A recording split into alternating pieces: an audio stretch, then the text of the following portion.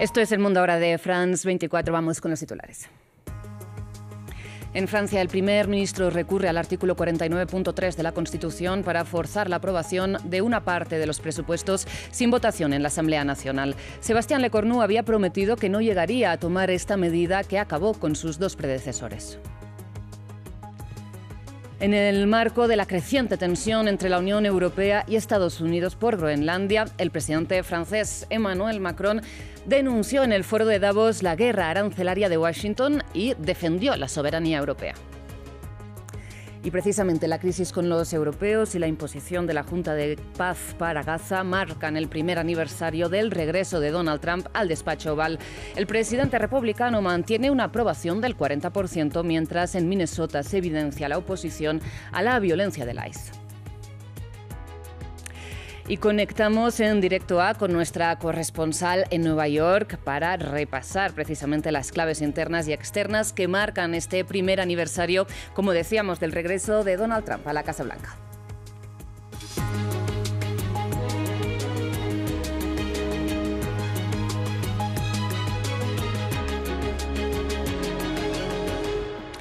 Iniciamos este noticiero en Francia porque en el plano interno, el primer ministro Sébastien Lecornu ha recurrido finalmente al artículo 49.3 de la Constitución para aprobar los presupuestos, aunque solo en lo referente al tema de los ingresos. Como decíamos, esta medida busca forzar la aprobación de la Ley de Finanzas sin votación parlamentaria, contrariamente a lo que, como decíamos en los titulares, había prometido Lecornu. Ahora, para ampliar lo que ha ocurrido en el recinto legislativo, conectamos con nuestra periodista en París, Erika Olavarría. Erika, cuéntanos, ha sido, digamos, un poco sorprendente, ¿no?, lo que ha acabado pasando en la Asamblea Nacional.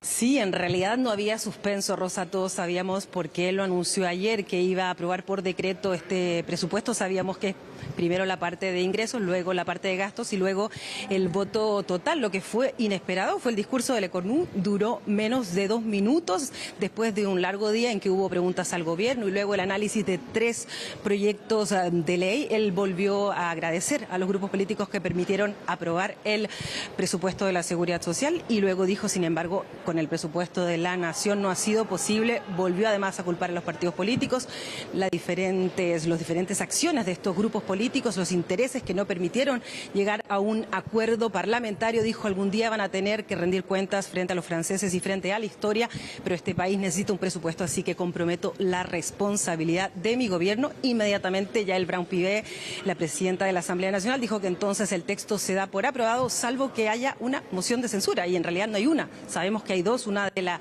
extrema izquierda, la Francia Insumisa, y una de la extrema derecha de Agrupación Nacional, que van a ser discutidas el viernes por la mañana. Ya el Braun-Pivet, al salir de la Asamblea Nacional, dijo que ella estaba serena porque son dos mociones de censura que vienen de los extremos. Dijo que no tienen la mayoría y además se cuenta con el compromiso del Partido Socialista de no censura. Ella dijo que estaba muy desilusionada por la discusión que había tenido lugar, que había girado mucho en torno a los impuestos, pero en realidad no se había avanzado. En todo caso, considera que este es un proyecto equilibrado y que en realidad le gustaría que se cambiaran las normas. La Asamblea Nacional dice, todos los otros países europeos logran acuerdos, aunque no haya mayoría, porque aquí en Francia no podemos avanzar. Conversamos también con una diputada ecologista, partido que va a votar la moción de censura, las dos en realidad, pero van a comenzar por la Francia Insumisa y la van a votar ellos, los ecologistas y también los comunistas, lo han dicho. Ella dijo que en realidad ellos sí que habían estado, que la semana pasada, por ejemplo, habían discutido los aumentos de los impuestos a los más ricos. Sin embargo, los bancos del oficialismo estaban vacíos, así que no los culparan a ellos, que en realidad era que el poder en Francia estaba siendo cada vez más vertical, que la política de Emmanuel Macron era así, que la Quinta República, que nació en 1958, era vertical, pero que aún lo era aún más, decían ellos, con Emmanuel Macron. Erika, pues así es, efectivamente, para lograr acuerdos hay que negociar y hacer concesiones. Bueno, seguiremos de aquí hasta el viernes lo que acaba sucediendo, si estas mociones triunfan o no. Muchísimas gracias. Vamos ahora a Davos, a Suiza, donde avanza el Foro Económico Mundial en medio de las crecientes e inéditas tensiones entre los aliados occidentales. Esta noche Donald Trump publicó varios mensajes que le han enviado sus socios europeos en las últimas horas. Entre ellos, uno que le envió precisamente Emmanuel Macron, en que aplaudía su trabajo en Siria y Gaza, pero cuestionaba sus planes, evidentemente, para Groenlandia. De hecho, en su discurso en Davos, el presidente francés ha defendido la soberanía europea y ha denunciado la guerra arancelaria del presidente de Estados Unidos, que ha amenazado precisamente con nuevos impuestos aduaneros a los países europeos que, como Francia, han enviado tropas a Groenlandia en apoyo a Dinamarca. Escuchemos a Macron. Es claro que estamos llegando a un punto de inestabilidad y de desbalance, tanto de la perspectiva de seguridad y defensa y la economía. Miren la situación en la que estamos. Miren, un cambio hacia la autocracia en contra de la democracia, más violencia, más de 60 guerras en 2024, un récord absurdo que entiendo que algunas de ellas estaban arregladas. El conflicto se ha convertido en algo normalizado. Está expandiéndose el espacio a lo digital, a lo informático, al comercio. Además, el cambio es un cambio hacia un mundo sin reglas. Seguimos hablando precisamente de esta disputa interna de la OTAN que marca la agenda. Porque, por un lado, la primera ministra de Dinamarca, Mette Frederiksen, ha insistido en que no va a abandonar Groenlandia, pero que espera que no haya que llegar al punto de activar el llamado bazooka comercial, la medida que, precisamente a instancias de Emmanuel Macron, tiene sobre la mesa la Unión Europea para responder a las amenazas de Donald Trump. Mientras, el primer ministro de Groenlandia, Jens Frederik Nielsen, dijo no poder descartar la vía militar para defenderse de Estados Unidos, en teoría, su propio aliado. No es probable que se use la fuerza militar, pero aún no se descarta. Este líder del otro bando ha dejado muy claro que no se descarta. Por lo tanto, debemos estar preparados para todo, pero debemos enfatizar que Groenlandia forma parte de la Alianza Occidental, la OTAN, y si se produce una mayor escalada, también tendrá consecuencias para todo el mundo exterior. En esta crisis ahora alrededor de Groenlandia se enmarca, como saben, en esta forma de hacer política que ha marcado este año de segundo mandato de Donald Trump, con contundentes publicaciones en su red social Truth Social, con intervenciones de fuerza militar y con múltiples amenazas arancelarias para perseguir sus intereses. A continuación repasamos algunos, todos es imposible, de los momentos más destacados de estos 12 meses. Nuestra edad de oro apenas está empezando. El 20 de enero de 2025, Donald Trump, de vuelta a la Casa Blanca, prometió una edad de oro para Estados Unidos. Proyectó la expansión hacia Canadá y prometió de fomentar la paz. Así, el presidente impuso su estilo. Retiró a Estados Unidos de los principales organismos internacionales como la OMS y la UNESCO. Tomó el mando en el conflicto entre Israel y Hamas, intentando imponer su visión, la llamada Riviera de Medio Oriente, con un video generado por inteligencia artificial. A todo el mundo le gusta la idea de que Estados Unidos se apropie de este territorio y cree miles de puestos de trabajo. Y no quiero hacerme el tonto, pero la Riviera de Medio Oriente podría ser absolutamente maravillosa. Ucrania, otro conflicto que suscitó el interés de Trump. Ante el estancamiento de una guerra que prometió resolver en 24 horas, Donald Trump cambió de modo de acción. No dudó en criticar a su homólogo ucraniano durante una visita a la Casa Blanca. Debes estar más agradecido porque no tienes las cartas en la mano. La reunión con Vladimir Putin en Alaska el pasado 15 de agosto fue considerada una ofensa para las potencias occidentales. Siempre he mantenido excelentes relaciones con el presidente Putin. Hemos tenido numerosas reuniones, a veces difíciles, a veces productivas. Nos ha molestado la campaña de desinformación rusa. Eso ha complicado un poco las cosas, pero él lo ha entendido.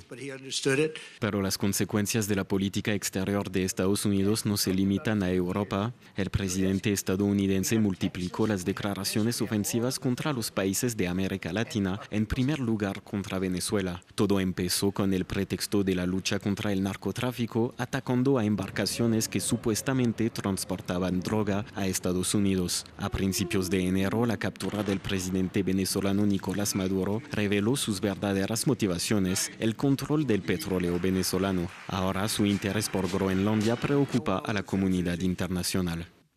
Dejamos Estados Unidos, cambiamos de tema, vamos a Perú porque la oposición ahí avanza en la búsqueda de apoyos para hacer caer al presidente interino José Gerí con una moción de vacancia. El mandatario declaró anoche ya que se pone a disposición de la Fiscalía que le abrió una investigación preliminar por sus reuniones no oficiales con un empresario de China. Nuestro corresponsal Francisco Zacarías nos actualiza sobre esta nueva crisis política desde Lima. El presidente interino de Perú, José Gerí, afronta su momento más difícil por el escándalo del Chifagate. El mandatario arrastra una investigación de la Fiscalía por presuntos delitos de patrocinio ilegal de intereses y tráfico de influencias. Además, en el Congreso debe afrontar una moción de vacancia presidencial y 3 mociones de censura. El Parlamento aún no ha dado a conocer la fecha del inicio de los procesos, pero algunos congresistas han adelantado que prefieren optar por la censura. Indican que esa vía es mucho más rápida y solo se necesitarán 66 votos de los 130 legisladores, y tal como sucedió con Dina Boluarte, los aliados en el Congreso comienzan a retirarse. Alianza para el Progreso exige la renuncia inmediata de José Gerí.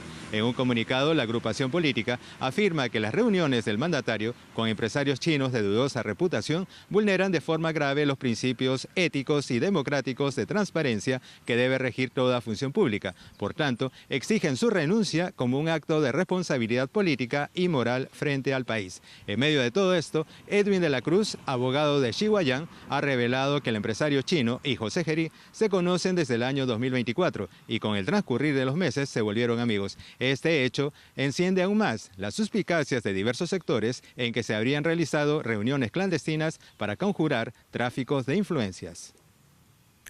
Bien, pendientes, ¿no?, de lo que acabe ocurriendo en Perú, vamos a Medio Oriente porque en el campo diplomático Estados Unidos avanza en la imposición de la llamada Junta de Paz para Gaza, a la que ha invitado a Vladimir Putin y a Benjamin Netanyahu, entre otros. El rechazo de Francia precisamente a entrar a este grupo, ¿no?, que actuaría al margen de la ONU, ha desencadenado nuevas amenazas arancelarias de Donald Trump al vino y al champán francés. Por otro lado, en el terreno, Israel derrumbó las instalaciones de la UNRWA en Jerusalén Este. Donald Trump avanza en la conformación de la Junta de Paz para Gaza. Decenas de líderes mundiales recibieron la invitación para unirse al Consejo que debería encargarse, en principio, de monitorear la transición y la estabilidad en el enclave.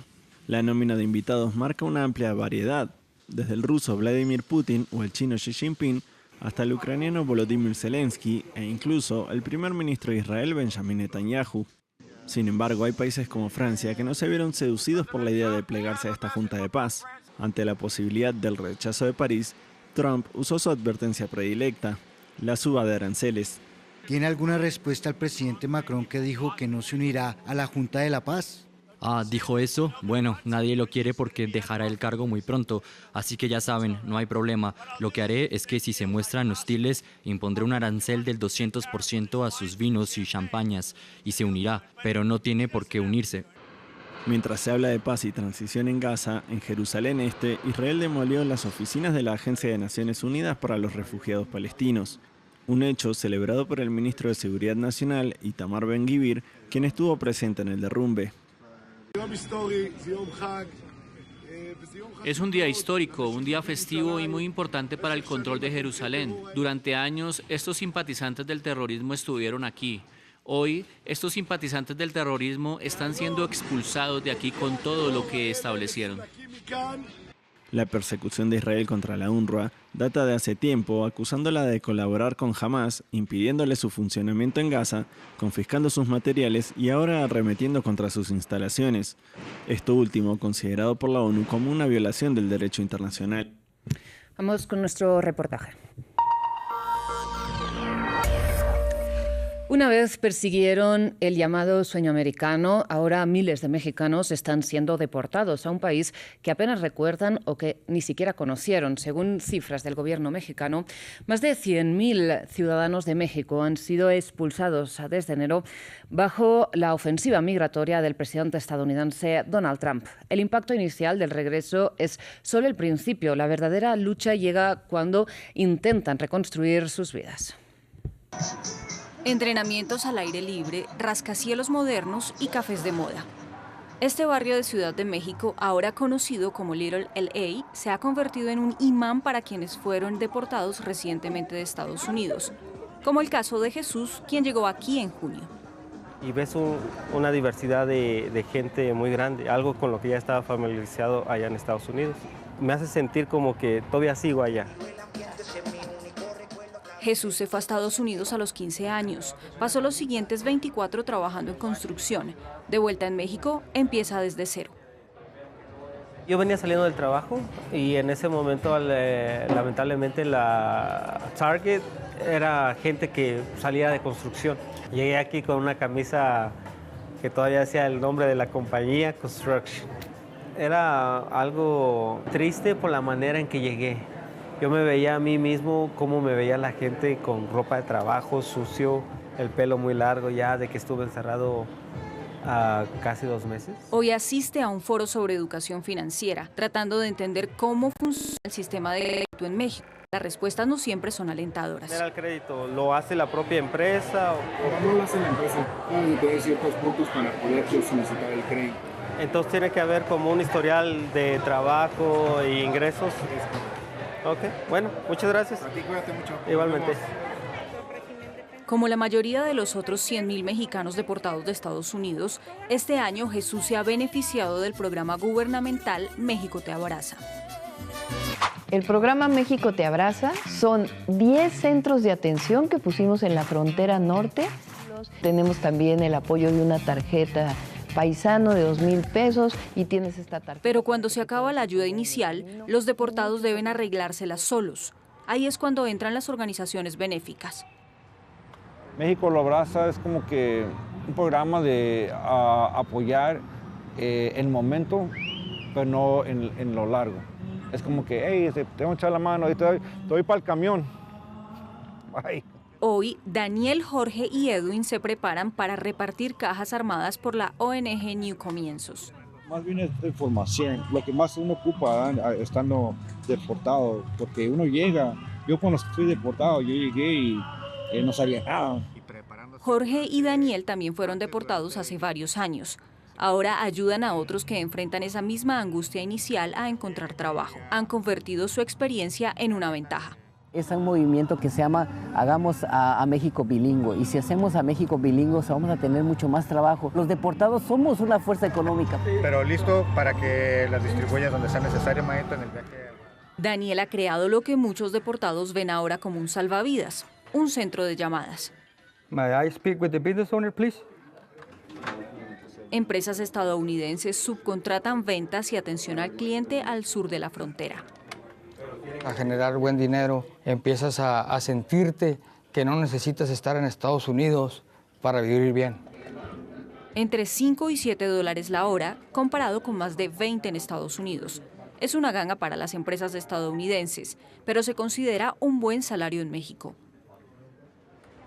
Aún así, la deportación es traumática. Muchos luchan por recuperarse. Gracias por acompañarnos en un episodio más de Migrantes Talk Spanglish. Tengo el gusto de estar con Araceli. Cada semana, Jorge invita a deportados a su podcast. En redes sociales, Araceli pinta la imagen de una vida casi perfecta en México.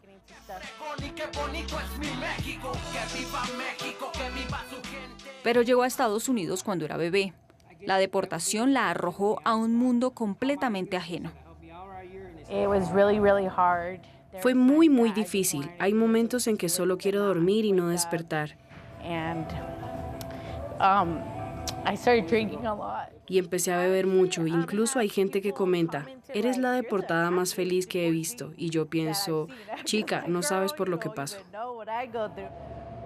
Well, te hago entrega. You want to open it, please? Thank you. Thank you.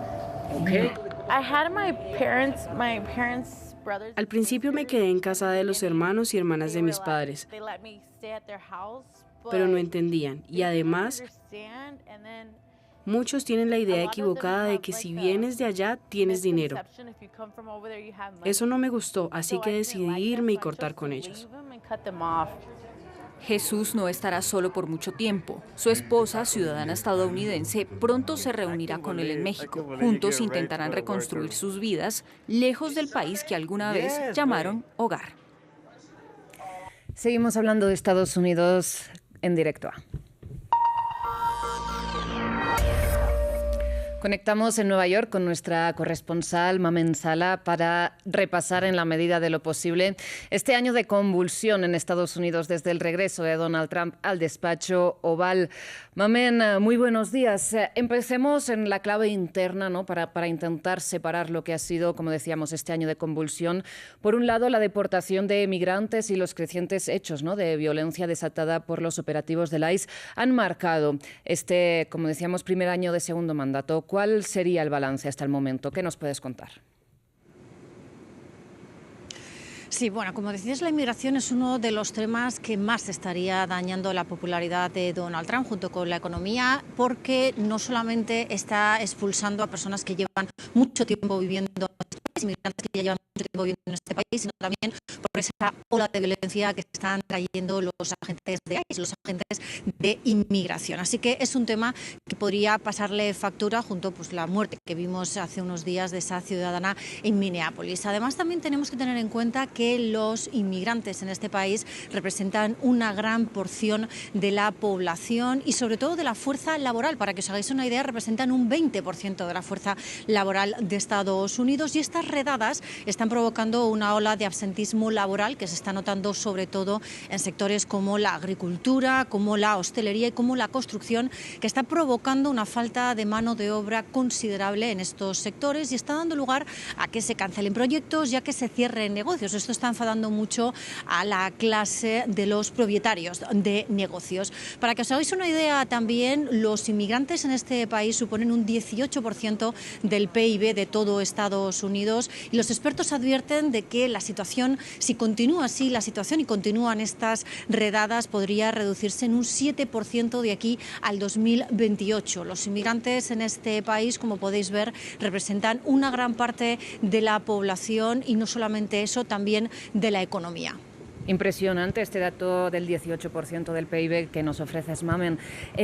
Hablemos de otro campo, ¿no? que le ha generado fracturas, ¿no? a Donald Trump con su movimiento de base, con el movimiento conocido como MAGA, ¿no? Y es que ha habido varios puntos de disputa.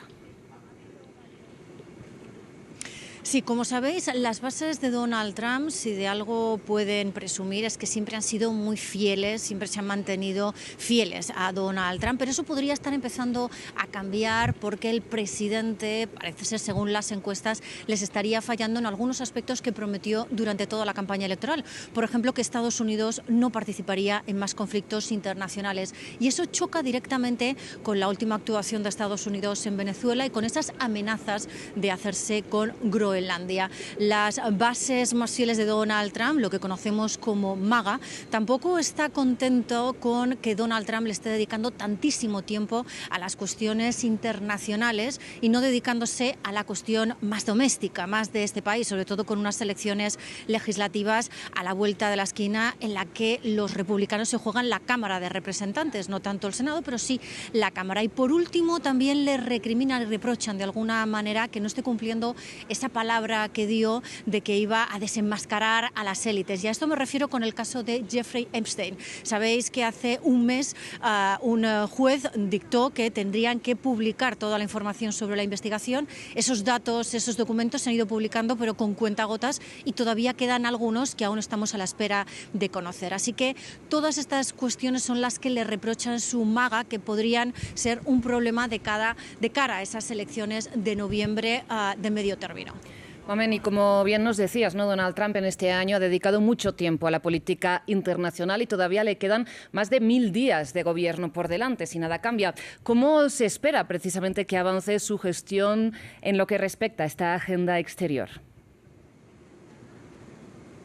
Sí, hemos contactado para una entrevista telefónica con John Bolton, quien fue su asesor de seguridad nacional durante el primer mandato republicano y ahora uno de sus mayores críticos también, para conocer un poco en primera mano dentro del Partido Republicano cómo se esperan estos 3 siguientes años de mandato. John Bolton nos dice que no espera que Donald Trump frene el ritmo, y cuando digo frene el ritmo me refiero a esas 225 órdenes ejecutivas que ha firmado en tan solo 12 meses, batiendo todos los récords, pero sí que es verdad que dentro del partido esperan que empiece a volcarse más hacia, como decíamos, la política doméstica, porque al final esa es la que van a votar los votantes de cara a noviembre. Los republicanos son conscientes de que están perdiendo posiciones y en ese sentido sí que están bastante preocupados. Eso es lo que nos ha transmitido Bolton. Sin embargo, son conscientes de cómo es Donald Trump y del daño que les puede estar haciendo. Sin embargo, nos insistía en que creen que todavía es mejor opción que Kamala Harris, la candidata demócrata en esas elecciones del año pasado, del 2024. Un aspecto interesante que también nos comentaba Bolton es que los republicanos han estado callados durante mucho tiempo y ahora parece que empiezan a levantar las voces. Dice que son los únicos que realmente pueden frenar esta forma de actuar rápida, dando bandazos un poco a veces de ciego, ¿no?, de Donald Trump, y en este sentido es muy interesante. Bolton y los republicanos piensan que la intervención de Estados Unidos en Venezuela está más que justificada. Trump es el comandante en jefe y puede llevar a cabo puede tomar estas decisiones, pero no están de acuerdo con el resultado. Digamos que opinan que se debería haber ido más allá, acabar no solo con Maduro, sino con todo el régimen, porque esto podría afectarle de cara a esas elecciones de noviembre, en el sentido de que podría volver el voto de los cubanos y venezolanos que viven en Estados Unidos. También dice que no cree que Groenlandia vaya a correr la misma suerte, dice que son amenazas, dice que el hecho de que Estados Unidos tome por la fuerza a Groenlandia podría suponer pues romper con esa alianza internacional de la OTAN, y dice pues que Rusia y China en este momento están expectantes, de alguna manera frotándose las manos, viendo cómo Donald Trump está tratando de destruir esa alianza internacional. El resumen que nos queda es, como os decía, nos quedan por delante 3 años más, según Bolton, de mucha actividad política, pero quizá volcada más en la parte de política interna más que en política internacional. Y aquí, como sabéis, en ese sentido, las dos piedras en el zapato de Donald Trump en estos 12 meses han sido la economía y la inmigración. Mamen, pues muchísimas gracias. Contaremos con estas conexiones contigo para hacerle seguimiento a lo que queda de esta administración de Donald Trump. Gracias por toda esta información y estas declaraciones de John Bolton. Breve pausa, enseguida regresamos.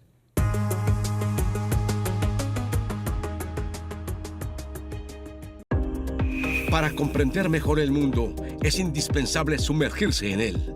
De Buenos Aires a Beirut, pasando por Kinshasa, Kiev o Washington. Los corresponsales de France 24 están en todas partes. 200 corresponsales que viven cerca de usted.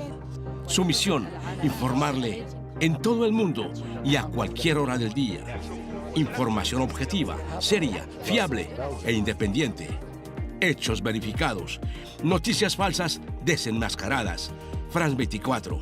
Estamos aquí, estamos allí y allá para informarle.